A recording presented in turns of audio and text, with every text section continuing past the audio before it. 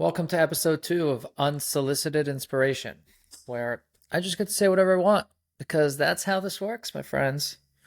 Thank you to whoever listened to episode 1, and your feedback has given me some good positive reinforcement to keep going. So here goes. Let's get right back into it. I know some people here have seen my videos on Yid with a Lid and have seen how big of a struggle it has been to get where I'm trying to go to. People really just don't have the patience. While I was doing this over the last year, it dawned on me that ever since October 7th, so many of these, so-called influencers have really risen to fame by just posting stuff about Israel. It didn't matter what you did before, right? I mean, you could be a personal trainer or a fashion designer or someone who just is an influencer who just wears nice clothes and goes on good vacations. You could have been a dancer like a Montana Tucker. The second you start posting for Israel and you have all these followers already, you now all of a sudden become like an authority where people care about what you say. You are now a spokesperson, and I really applaud that, right? Anyone who can use their platform to do any good should. So it is a beautiful thing to see. But it kind of got me thinking, like, are people becoming dumb? Like, I'll post 60-second Torah ideas, the Torah that a lot of these people live their lives based on, where they celebrate their holidays based on what the Torah says. They eat kosher, they keep Shabbos, whatever it is. And people really don't have much of an attention span for it. But along this journey, I realized that if I just wore an Israeli soldier outfit while saying what I said, I could literally become famous overnight. Like it's actually a joke, right? Like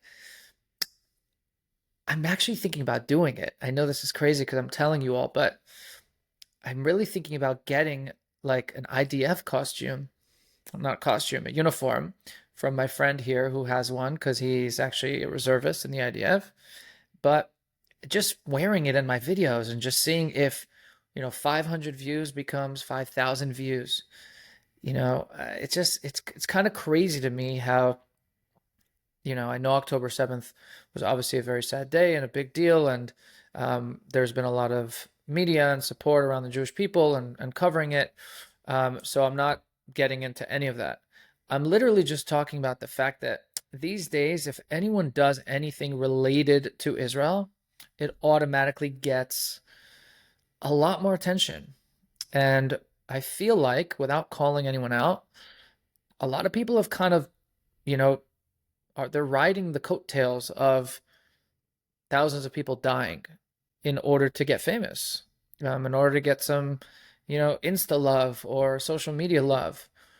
Um, while I was thinking about that, I it also dawned on me that, you know, as you start following these accounts, you really see that, like let's say Meaningful Minute, most of the stuff that they're posting is either Israel related today or something sad, right? Something that someone had to overcome, some obstacle. This guy went to jail. That guy lost his mom. Now they're still, living their lives successfully, even through the pain and the struggle. And, as someone who wants to succeed in reaching people, reaching Jewish people who need Torah, or just trying to change people's perspective, yes, in a very unsolicited, unasked for way. Um, it's kind of like, well, I just don't have that negativity or sadness bias. It's like, I just want to be positive about everything. I don't want to focus on the negative. Like, I get it. It happens. It's here. It's real. That's life. But like, what do we do based on that? Where do we go from here? And as I'm exploring and trying to grow my social media presence, it just dawned on me that maybe I should start like, I don't know, just like visiting cancer patients and then taking a video of myself giving them the Dvar Torah that I try to give you guys. Like, would that boost my sales? I mean, these aren't really sales and it's not a business for me, but this whole thing got me thinking, like, what is up with the Jewish people and just loving sadness? Like, I really don't get it. Why are we so focused on, oh, this story was so heartwarming. This guy went to jail. That guy, she died. He died. There was a fire. They were taken from their homes. I get that like pulls on our heartstrings, but how come that is what influences us to do good? Why is it that we live in a world that unless you can walk into most shuls across the country and comes Yom Kippur when they want you to like dig down into your deepest part of you to just serve God, most rabbis are talking about some Holocaust thing or some sad, how we overcame this in a pogrom and this and some story of resilience. And it just made me realize that like Jews just love sadness. It's just a strange thing. And that actually that sadness is what gets a lot of Jews to be more motivated. And this has been bothering me for quite some time. And I'm trying to figure this out. Now, I have a friend named Dr. Mark Goldberg, who is a psychologist. He's a therapist.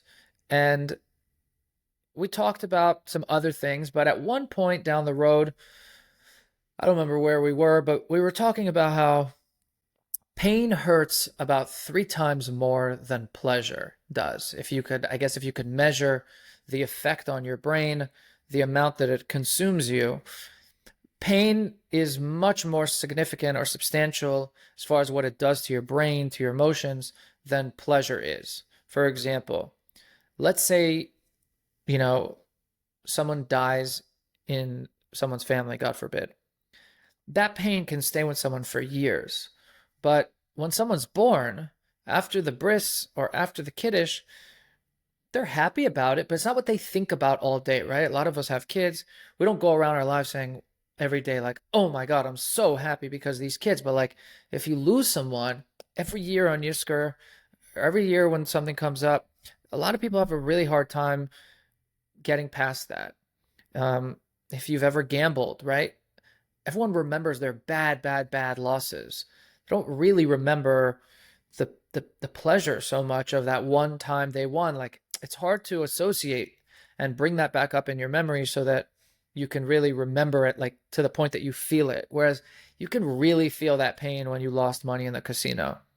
So I started looking into this concept and I thought maybe it could help me relate to why the Jewish people love sadness, why they're so motivated to do good by, anything October 7th related, anything Holocaust related. It's just like, haven't we suffered enough? What are we still suffering about that? Like, that's what motivates us to do good.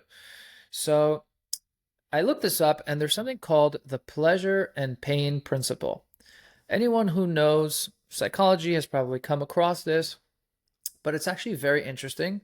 And I promise you that the reason I'm bringing this up is because I have an end game here about how to all be better without the pain. So just hear me out. This pleasure and pain principle has a bunch of different elements, but basically it says the same thing, that the human psyche prefers pleasure over pain, and therefore it does what it can to avoid pain, and it does what it can to gain pleasure. Now, because we said that we are much more traumatized than we are joyful from the bad than we are from the good, and that it hits us differently, humans spend their lives avoiding pain much more than they do chasing joy. Because if you don't feel the pain, then nothing happens. You're just going about your business, right? You're kind of in the middle. And if you feel pleasure, that's wonderful. But most people don't necessarily have a way to access that pleasure all the time. So at least they try to just not experience pain. Okay? Now, I came across this psychologist, this motivational speaker, and he basically talks about how there's actually 6 steps to this pain and pleasure theory. The first one is obviously that human beings just want to avoid pain and they want to gain pleasure, which is what I just said. It's basically um, common, obvious, and that because pain is more painful, they than joy is joyful, they'll actually forego pain much more than they will going for pleasure. So, example of that is like, I don't want to lose my job, so I'm going to do what I have to do to not get fired. But at the same time, I'm also not going to go crazy because that would and that if that would get me a raise and make my life better, because that requires a lot more work. Like, it's much easier for me to just not get fired than it is for me to just actually go get a raise or to work hard towards that. So our mind basically says like pain is worse than pleasure is good. So just avoid pain, and if you can get pleasure, great, but like don't put as much effort in it as you have to put in to just not feeling pain. Okay? Now, there's another part of this, which is perception. What is pain and what is pleasure? For each one of us, it's totally different, right? People have different pain thresholds. Some people don't think certain things are even painful. Some things get pleasure, some people get pleasure from something and no pleasure from something else.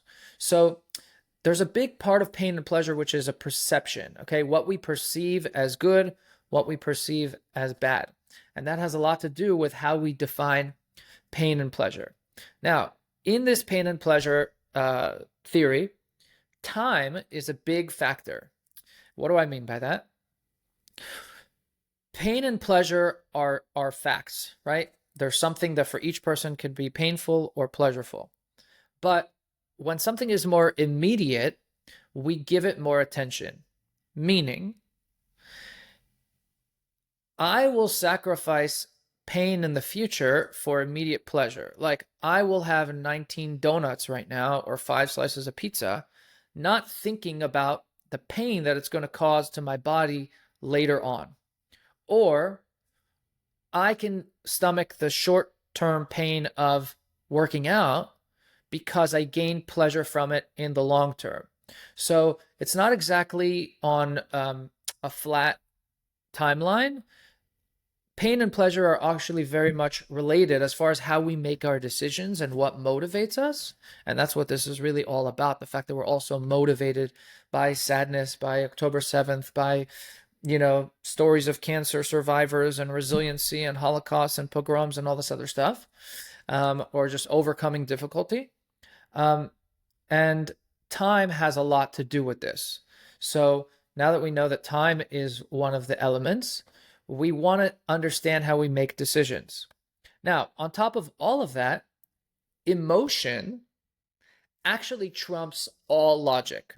So when we feel emotional pain, that really trumps everything. So it doesn't matter what we can justify logically, because if our brain says this is going to hurt me, your mechanism for figuring out, well, does it even make sense? Should I go this way? Should I not?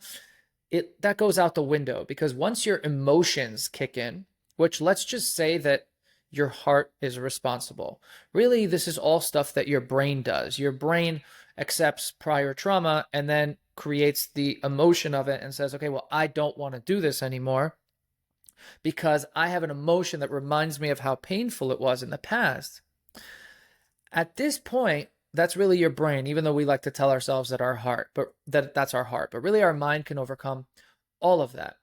So the rule number 1 says, okay, we want to avoid pain and we want to gain pleasure. Okay, but we want to do more to avoid pain than we do to gain pleasure. But then there's our perception of what is pain and what pleasure is. And then there's the fact that time is a factor, meaning we will do more to avoid immediate pain than gain future pleasure. And then there's this emotional attribute, or this emotional aspect, which says that basically that if you're going to do something that's going to cause you emotional pain right now, you'll do anything you can to avoid it. As opposed to using your logic and saying, yeah, this might cause me short-term emotional pain, but in the long term, I could be logical about this and gain pleasure at a later date that's far from now. Your emotions kick in. So that has to do with, let's say, going to the gym short term or saving money for a retirement plan, how it makes you feel right now trumps all your logic and rhyme and reason, because on paper, it makes sense for you to go to the gym so you can be healthy or to save money so you can retire.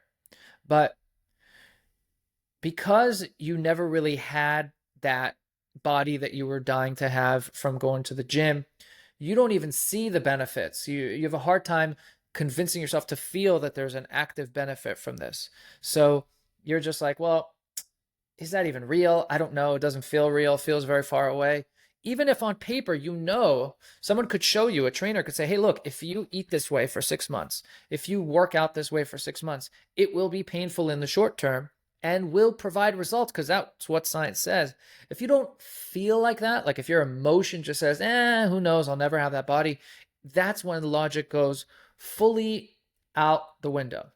Now, the bottom line of all of this, and this is our kicker, is that survival always beats desire. And what that really means for us is that at the end of the day, no matter what we want, survival, and this is where October 7th kicks in, and this is where the Holocaust kicks in, and this is where all the resiliency of every cancer story speech that we ever heard at shul, this is where it all kicks into us. Desire of what we actually want, what our goals are, what is logical to us, what makes sense to us, is always trumped by our desire to survive. Now, as a Jewish people, ever since October 7th, we feel like this is our survival at stake, right? So it motivates us to do stuff. Hashem basically pushed us to the limit and said, guys, I just killed a bunch of you via my evil agent Hamas and Hezbollah and whoever else was shooting rockets at us and killing us. And at the end of the day, all of us came together and just said, you know what? None of this matters right now because we just have to survive, okay? So your instinct kicks in at that point. You have no rhyme or reason or logic. All you care about is survival. Now, the reason this is related to everything that I just said is because the Jewish people have had more of a desire to survive now than any time since the Holocaust. And as history shows, whether it's in the story of Esther or leaving Mitzrayim and going into the Yam Suf, or the Holocaust, or October 7th, we don't really wake up as a nation until survival kicks in. We know what it's like not to survive, unfortunately. That's just how the world has been from the time of creation. But we don't necessarily want to put the work in until Hashem wakes us up. And I think that is the major problem right now. Every single one of us is coming off of this. We got to do this. We got to survive. So it resonates with us when hostages are killed and all of a sudden we get really sad, or when we want hostages to come back. So we do a challah bake, or we do something because we have rachamim, we have mercy, because it feels like us, feels like that could have been me. And that's when our survival kicks in. I think that the major lesson that we need to learn from how we respond during these times is that what if we actually worked hard for the pleasure? Then we wouldn't necessarily have to feel the pain. We wouldn't have to go into survival mode. We wouldn't have to avoid pain and just kind of wing it. See, we've always lived in the neutral until Hashem has forced us to rise up because of the pain, because of survival. What if we gave Hashem a very clear view of who we can be, where we just strive for the pleasure? We strive to be there for each other. We strive to do Torah and mitzvahs. We strive to like each other's stuff, not because someone's dressed in an army costume, or not because someone died and now we feel sad for them. Every time I see a thing of Ishai Ribo playing at some Shiva house, like, that's very nice of Ishai Ribo, and that's very sad that they lost someone. And I just look forward to a world where Ishai Ribo goes to a random person's house and just plays them music just because he loves Jewish people. He doesn't need to wait for someone to die. And this is not about Ishai Ribo or Hanan Ben Ari or whoever it is. But if we can just be good Jews to each other, be good Jews to Hashem, and not just avoid pain all the time, but actually work towards pleasure, then Hashem will give us the ultimate pleasure, which is the time that the world was created for, the time of Mashiach, where there will be no such thing anymore. There will not be a, hey, Hashem has to kick us in the ass and wake us up in order for us to go do something good. We'll just strive for good. And I really hope I get to be here for that with your help. So thanks for listening. If that doesn't make any sense, Google it or reach out.